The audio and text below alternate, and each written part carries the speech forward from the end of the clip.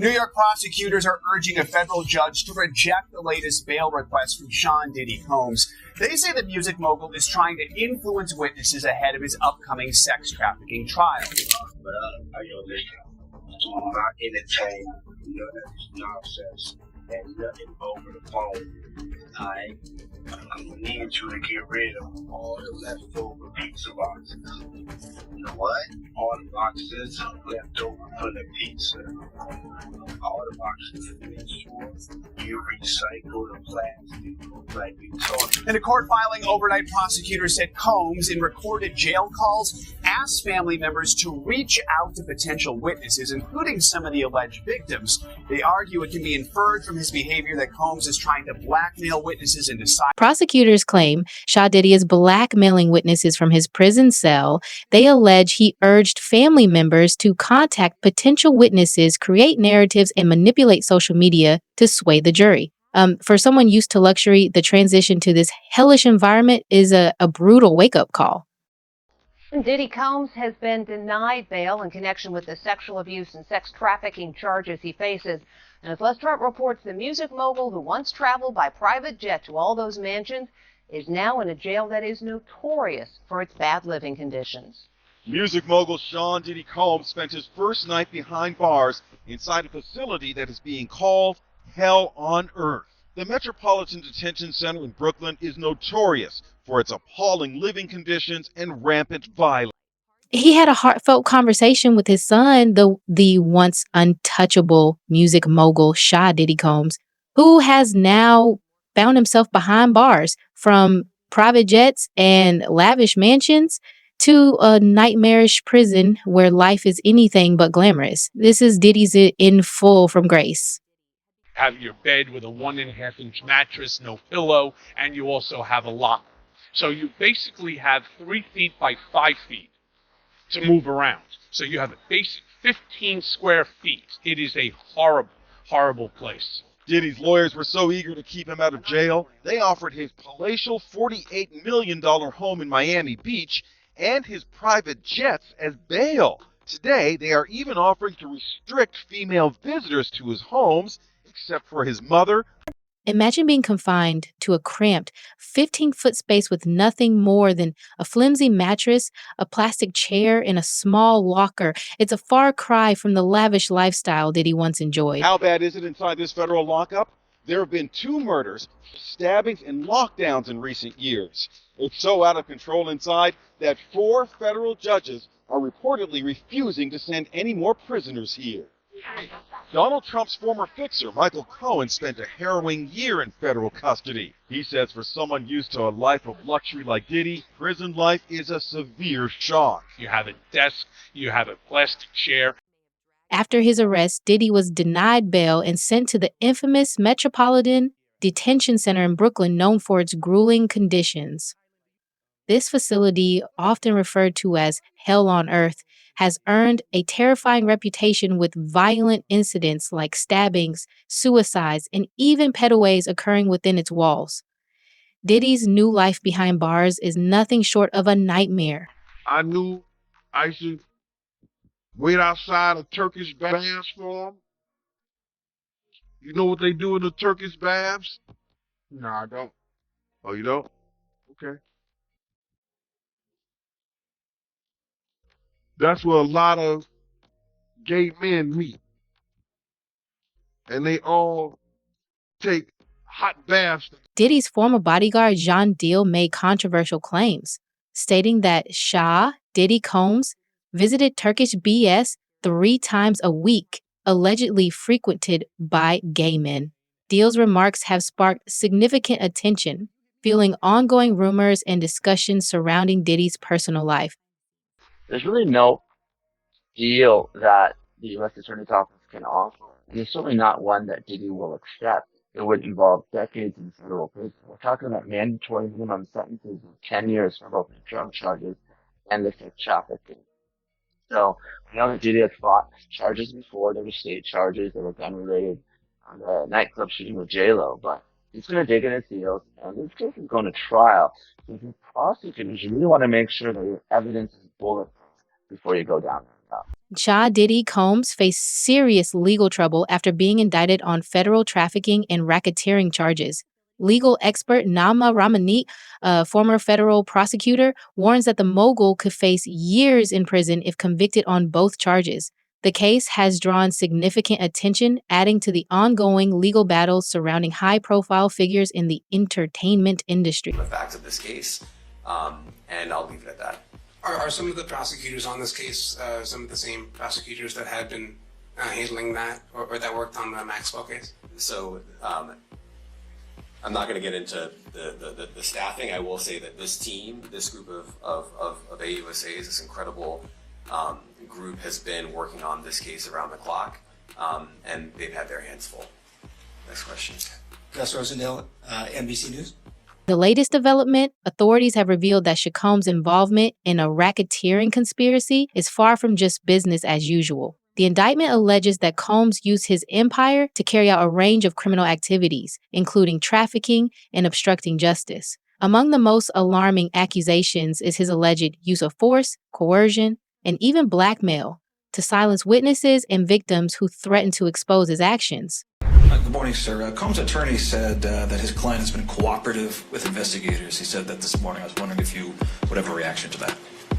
Let me just say this. I think that generally and with increasing frequency, the word cooperative or cooperating has taken on tremendous elasticity, and it no longer really bears any relation to what the word means when we use it in a very specific. As progresses, it's becoming clear that Combs didn't just rely on his status or wealth. He used fear and intimidation to maintain pain control. The indictment outlines multiple instances where Combs allegedly threatened victims with violence, including carrying firearms, and used those threats as leverage to manipulate and blackmail those around him. Does not qualify as cooperation when we use that term here. Mike Sisak, AP. Thanks. To that end, was there any discussion of Mr. Combs surrendering? I understand he was taken into custody at a hotel in Manhattan last night, and maybe that wasn't the plan. Can you elaborate on how that came about and why that was? I'm not going to be able to get into any sort of operational.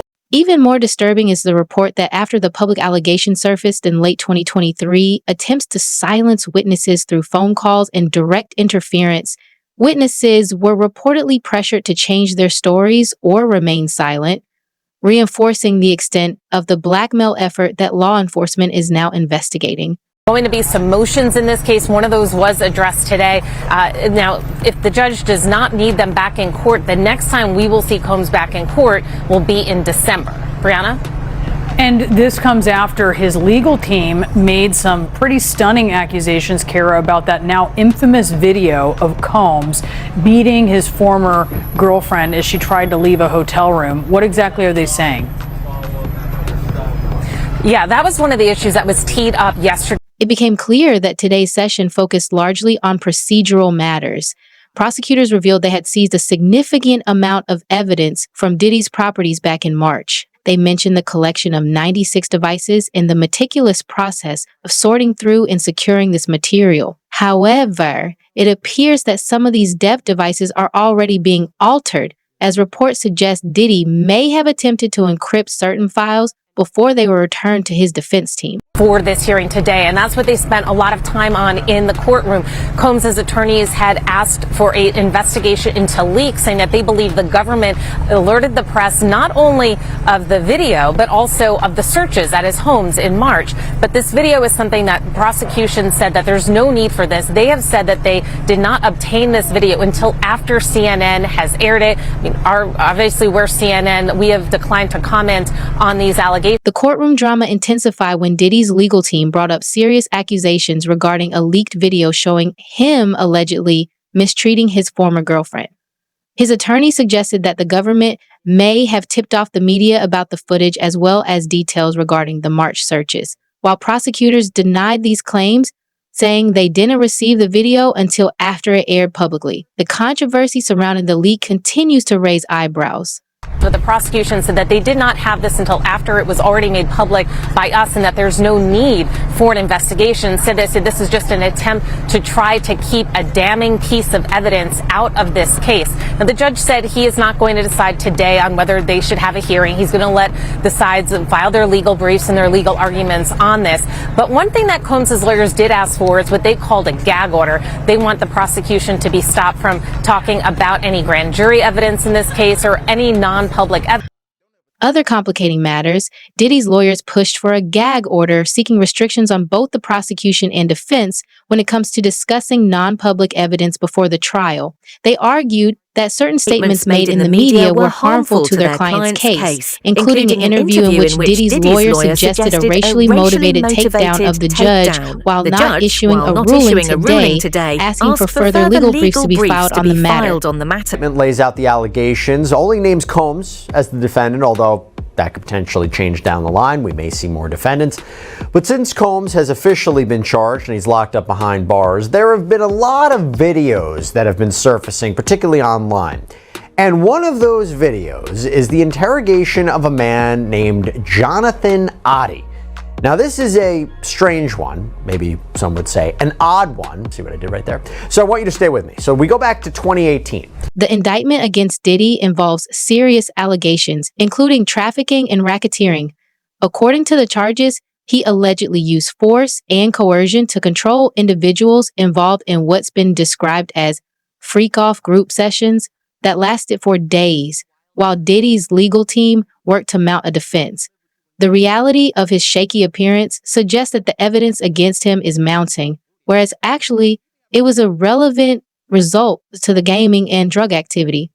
And Jonathan Oddie allegedly went into the Trump National Doral Miami Hotel and Resort in the middle of the night and ostensibly went on a rampage. The state attorney's office says that Oddie fired shots in the lobby and toward the chandelier, then draped a giant American flag across the front desk. There was a shootout when Miami police got to the scene, and Oddie was shot in the leg and tried to hide, but he was taken into custody. Faces multiple charges: attempted murder, armed burglary, grand theft. Now you might be saying, well, why are you talking about? It wasn't just the shackles that grabbed attention. Video footage from the scene shows the moment Diddy was taken into custody at his hotel. Initially, many wondered if he'd voluntarily surrendered. However, it quickly became apparent that this wasn't an ordinary arrest. Law enforcement agencies had been gathering evidence for months, and they were ready to strike when the moment came. What is his connection to Sean Combs? Well, once Oddie was released from the hospital, he did an interview with police where he repeatedly asked to speak with the FBI, the CIA, Secret Service, the media. And during that conversation, he brings up, of all people, Sean Combs. Now, here's the thing. You might say, Jesse, what are you about to talk about? Does this guy sound crazy? I'll leave that to you. But what he ends up saying back in 2018...